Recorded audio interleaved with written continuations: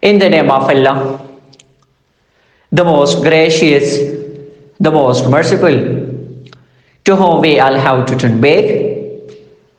Honorable listeners and respectable audience, you know that we have started a series of linguistics.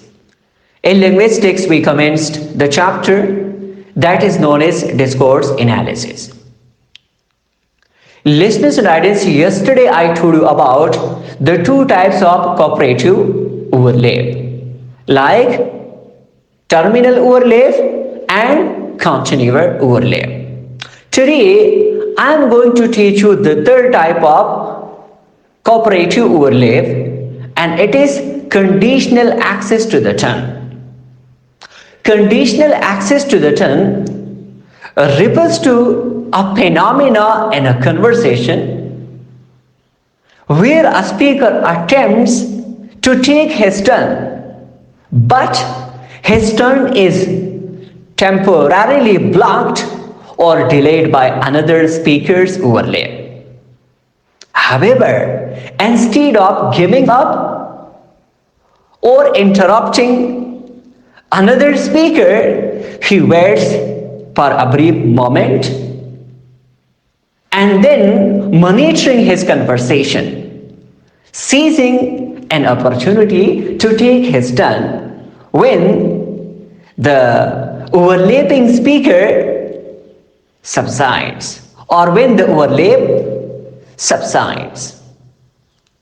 Listeners and audience, a speaker who works according to conditional access turn, he makes the use of some verbal and non-verbal cues. Verbal cues mean verbal signals or verbal signs. Non-verbal cues mean non-verbal signals or sign.